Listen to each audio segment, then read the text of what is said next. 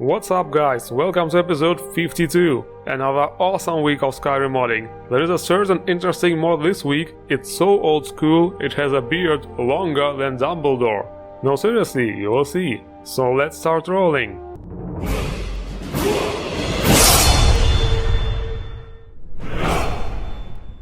We shall start with a new grass mod this time. Unbelievable Grass 2 Redux by Alpine Hunter.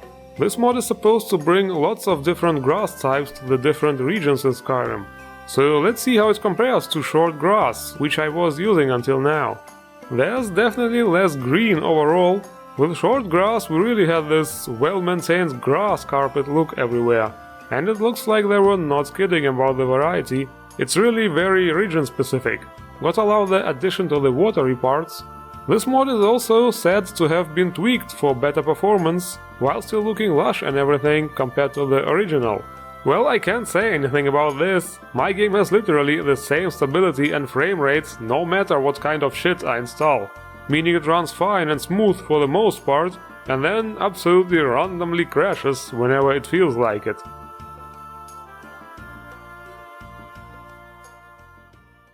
Well, nothing interesting in terms of followers it seems. So here you go, some random Tawara by GG27 something there. I'm just kidding. So, she can be found in Froki's shack.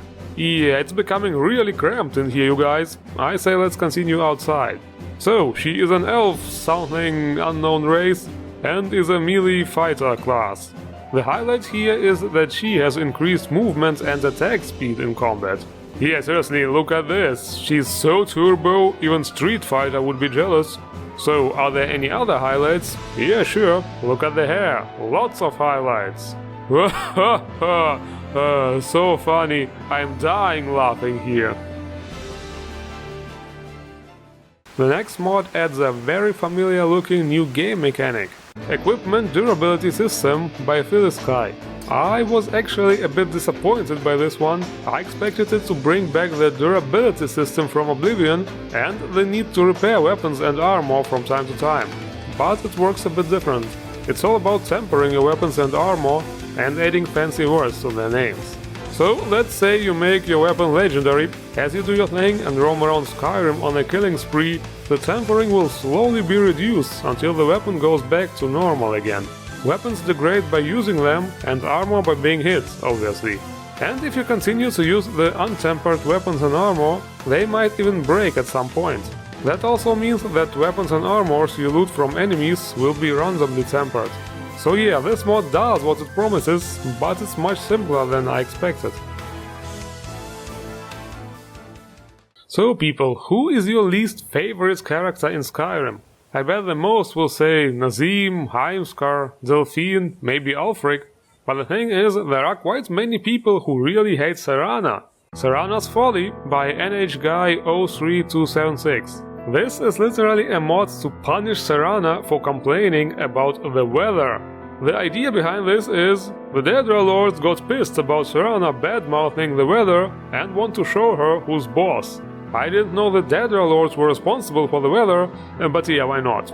You will be able to choose different punishments for each line in the MCM menu. The only thing left now is to wait for the lines. Yeah, that does not happen as much as it feels like it does. Right out here. I don't know how you stand it.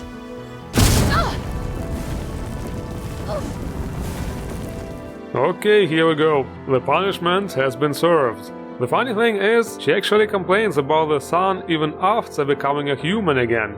So yeah, I guess she really deserved this stuff.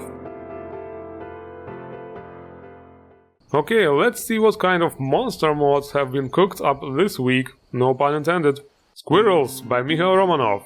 That's definitely not very monstrous, just some harmless, cute little animals.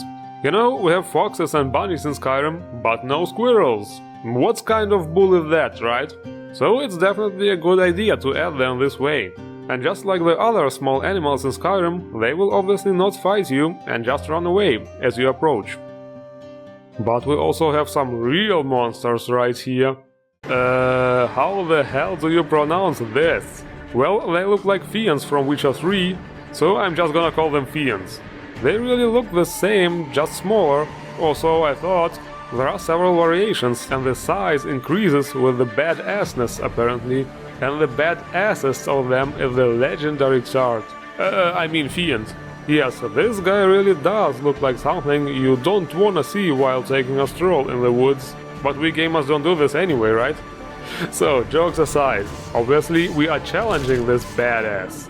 And yeah, he is really fast and ferocious, but even he doesn't stand a chance against the combined power of the Dragonborn.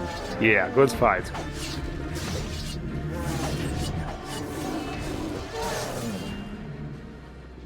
Okay, unfortunately no weapon mods this week, so I made sure to include several armors. The first one is RR Skirmish Armor by Rera.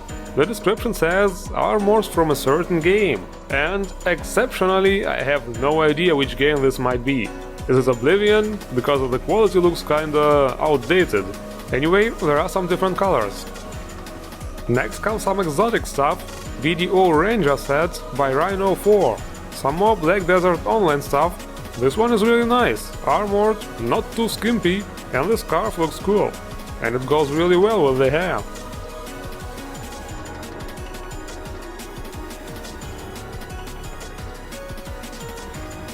But what if I tell you there's one with an even bigger scarf? Drakenguard 3 2, also by Rhino 4. Yes, this one is from Drakenguard 3 and the character who wears it is called 2. Much confusion. If you have never heard about this game, by the way, don't worry, it's shit. I mean, I have not played it, but I saw some vids and it's meh.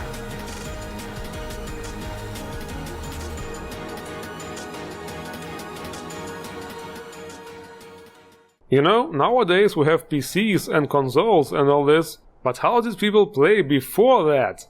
Board games. Now this is the real old school stuff, and also what the next mod is about. Trams Rest, a tribute by Blanket. There is a very plain, boring door right next to the Four Skull lookout, but once you step inside, what the hell is that? Have you ever heard of owl bears? Well, I have not. They move like an owl and sting like a... never mind.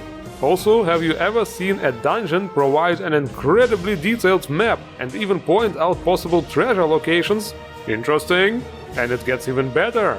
As we start exploring the actual dungeon, we come across a fucking manual for it. The book cover looks really awesome, by the way, and the manual will tell us about different creatures we may encounter and how to deal with them. So, the manual tells us about an evil, man-eating jelly cube. Then there's a painting of an evil, man-eating jelly cube on the wall. And then we see this. So what do we do here? How about I just stand in there for a bit? Okay, but seriously, this is a very unusual dungeon. It looks nothing like anything I have seen so far in mods. Fantasy paintings on the walls, awesome looking locations. You will also come across classic enemies from the Dungeons and Dragons universe, like the Lizard Man. No, those are not Argonians, or like goblins. This totally brought back memories of the good old days playing Baldur's Gate. Yeah, those were the times. It is indeed a great dungeon, and I really don't want to spoil it any further. You should really try it out yourself. And this is it for this week's episode. The links to all mods, as always, in the description below. Don't forget to endorse the mods you like. And if you think this review was cool, hit the like button and subscribe for more. I thank you all for watching. I also wish you some good rolls. Have fun and see you around.